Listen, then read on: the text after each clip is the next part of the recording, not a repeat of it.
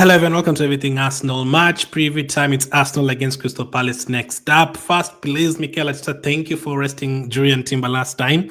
But please, one more favor. Can you rest Bukayo Saka and Saliba for this one?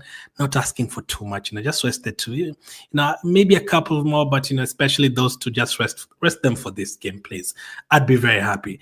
But yeah, Crystal Palace next up, and Crystal Palace, we actually saw this game has fallen on a perfect day for us, because this game was supposed to be played over the weekend, and that would have been 3 days before the PSG game, 3 or 4 days. But thankfully, Crystal Palace are in the FA Cup semi-final, and this game has been pushed forward to Wednesday. So we are going to have 6 days to rest before we play against PSG. So that is absolutely perfect. And on top of that, on top of the 6 days of rest, obviously Crystal Palace, hopefully they will be focused on the FA Cup and they will rest a few players, which is beneficial for us, because we also kind of need to rest a few players, as I've said in the intro already. And that's great. And Crystal Palace, man. Crystal Palace is, when you define a mid-table team, Crystal Palace is that. Like, Crystal Palace, you'll never see Crystal Palace getting anywhere near getting relegated. And obviously, you never see them, like, competing for Europa League spots or Conference League spots. Like, the table doesn't lie. Crystal Palace have 11 wins, 11 draws, 11 losses. Like, that is proper mid-table. Like, and on top of that, there's a time they had, I think a few weeks ago, they had the best record away from home in terms of goals conceded. They had conceded like 12 goals away from home, or less than that, all season, until obviously Newcastle scored 5 against them each the last few days. But that's actually a great team. Crystal Palace, kind of like Fulham as well. Crystal Palace is a team that can, come and beat Arsenal, and then the next game they can lose to Ipswich, and then they can go and, beat Man United 4-1, and then the next game they can go lose to Chelsea 3-0. Like, Crystal Palace is that kind of team. You never know what to expect. But we've played them already twice this season, and I think, obviously, apart from the Champions League, the rest of the season we haven't really enjoyed it that much. But there's like 7-8 games that I really enjoyed, and the Crystal Palace ones are the 2 of them. Obviously, when we played them in the league, we scored a bunch of goals against them at Selhurst Park, and Jesus was on fire, scored twice. Rice scored a beautiful goal on that day, and obviously Jesus scored a hat-trick against them in the Carabao Cup. I think it was quarterfinal. So those 2 games were standouts in December. Those are really good games. But again, this is again that it could go anyway, depending on how we are mentally ahead of this game. Now, for us fans, as I've said, I would rest a few players. Like Saka, I wouldn't play him at all. But there's the thing of if we lose this game, Liverpool win the cup. Liverpool have already won the cup, but maybe for pride, maybe the Arsenal coaches wouldn't want to just lose the game and give the title to Liverpool. Maybe they just want Liverpool to do it by themselves on the weekend. Or they also look at it like, hey, we are still 6 points out of Newcastle. There's still 5 games to go. That's still not enough. Let's win another game and maybe another one, and then we can say we are safe, which is, I think, is accurate. 6 points ahead of Newcastle right now.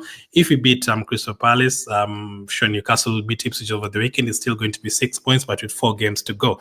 We're also going to play Newcastle. So if they beat us, it's only 3 points. So you have to make sure at least to secure that Champions League football and second place. So I don't know how the tempo of this game is going to be, because I don't think Arsenal will just go full guns, all guns blazing, or Crystal Palace will go all guns blazing neither. Because if you look at Crystal Palace, it would be great if Crystal Palace finished 11th, by the way, or obviously at the end of the season, if they're like 12 wins, 12 draws, 12, it's not possible unless they drop down to like 13 and they finish 13th with 13 wins, 13 draws and something. But if they win, they can move up to 11th. If Crystal Palace win, they can move up to 11th, but not much difference. But listen, they still have a slight chance of finishing in the top 8 in the Premier League if they win all their games, or at least 4 wins and a draw. They still have a chance of finishing like 8th. But I think for them being realistic, they would be looking at the FA Cup, because I think they have a good chance of winning the FA Cup. They're playing Aston Villa. They can win that, and you never know who you're going to come up against in the final. You might end up against a Nottingham Forest, or even a Man City, and Wembley, 1 game and still haven't been great this season. You never know what can happen. And if Crystal Palace ended up with the trophy, that will qualify them for the Europa League, which would be huge for them. So I don't know how the tempo of this game. I wouldn't expect it to be quick or anything, but there's still a few players in our team that don't play that many games and they still want to show themselves. Trossard doesn't always start Trossard, so I would want him to go out and score a couple of more goals. That would be great. Sterling hasn't really gotten any starts. I'd like to see maybe getting a start and trying to, get something going. Players like Zinchenko don't always play, so maybe those players have something to prove. But let's see what happens. So after this, we don't play another game for 6 days until we play PSG, and then we'll play Bournemouth, and then we'll play PSG again. Now, for that Bournemouth game, that's when I want us to rest like 8 or 9 players, because that will be in between the PSG games. So for this one, I think it's kind of a must win. Also for momentum, building momentum, keep on winning games. That would be great for us. Just win. And then secure that second spot, because we don't want to drop down to third or fourth and get into a top 4 battle, although I don't think we will. So which kind of lineup would I go for in this one? So this is the lineup I have. As I said at the beginning, I'll rest a couple of players. I don't think it's going to rest as many as I would. I'd rest probably 4 or 5, but the players coming on or replacing these players, they're not bad players. And you can always, bring players like Rice off the bench for even 20 minutes if needed. But players like Saliba and Rice, they just play every single game. So I think they will play in this one. But this would be my lineup. Ryan goal, Kivio, Ben White, Timber, and Lewis Kelly. So Timber was rested last game. I'm happy for him to play here like 58 minutes, like Saka played the other day. Played him and then sub him off. Lewis Kelly was also on the bench the other day, so no problem starting him in this one. And then I'd play Ben White at centre-back. Now, I remember Ben White played with Gabriel against, I think it was Liverpool, and Saliba was suspended. Ben White played at centre-back, and he actually got an assist on that day, that pass to Saka early in the game. So I'm happy to have that lineup. Rest Saliba for me in this game. Tierney could also start, but I don't know. If Lewis Kelly is rested again and Tierney starts, that's fine. Or if it's attempts to have maybe Lewis Kelly in midfield for one game as an experiment, no problem.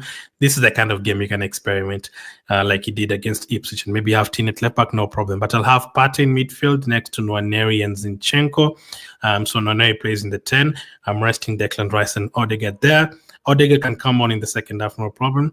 And then I'm playing Merino as a striker, Trossard on the left, Sterling on the right. So definitely resting Saka.